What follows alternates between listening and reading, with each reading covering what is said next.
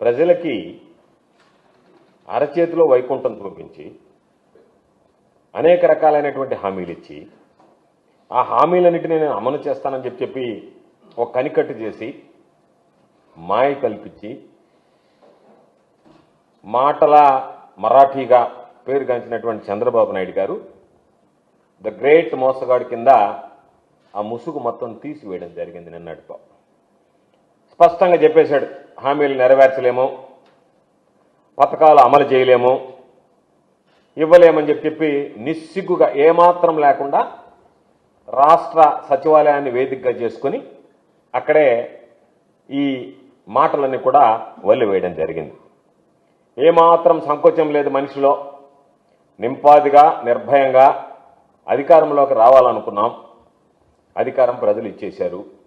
ఇక వీళ్ళకి ఇచ్చినా ఇవ్వకపోయినా 5 సంవత్సరాలు నేను పరిపాలిస్తా, మరో 4 సంవత్సరాలు నా ఏలుబడిలో ఆంధ్ర రాష్ట్రం ఉంటుంది, కాబట్టి ఇవ్వాల్సినటువంటి అవసరమే లేదన్నట్టుగా తను చెప్పినటువంటి దాన్ని వక్రీకరిస్తూ రకరకాలుగా మాయమాటలు చెప్పి ఈరోజు జగన్మోహన్ రెడ్డి గారు చెప్పినటువంటి విషయాలు ఏదైతే ఉండవో చంద్రబాబు నాయుడు గురించి అవన్నీ వాస్తవం, నిజమైనటువంటి విధంగా ఈరోజు నిర్ధారించాడు, నిరూపించాడు. చంద్రబాబు నాయుడు గురించి జగన్మోహన్ రెడ్డి గారు పదే పదే చెప్పాడు ఎన్నికల్లో.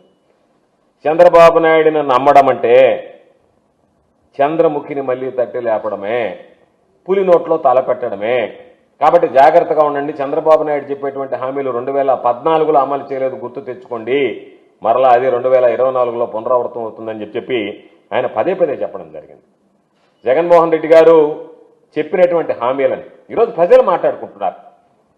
చెప్పినటువంటి హామీలని ఆ రోజు చంద్రబాబు నాయుడు గారు కేవలం ఖజానాలో 100 కోట్ల రూపాయలు ఇస్తే ఆనాటి ఆర్థిక శాఖ మంత్రిగా ఉన్నటువంటి వ్యక్తి 100 కోట్ల రూపాయలు మాత్రం ఉన్నాయి, జగన్మోహన్ రెడ్డి గారు ఏ హామీలు అమలు చేయలేడని చెప్పి ప్రకటించిన తర్వాత కూడా జగన్మోహన్ రెడ్డి గారు ఎన్నికలకు ముందు ఇచ్చినటువంటి అన్ని హామీలను నిలబెట్టుకుంటూ దాదాపు 99% హామీలని అమలు చేసినటువంటి ఘనత.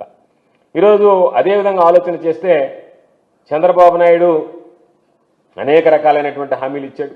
5,000 కోట్ల రూపాయలు జగన్మోహన్ రెడ్డి గారు దిగిపోయేటప్పటికి చంద్రబాబు నాయుడు గద్దెనెక్కేదానికి ఖజానాలో ఉన్నాయి. 100 కోట్లు గతంలో చంద్రబాబు నాయుడు వదిలి వెళితే జగన్మోహన్ రెడ్డి గారు 5,000 కోట్ల రూపాయలు చంద్రబాబు నాయుడు గారికి అప్పగించి వెళ్ళాడు.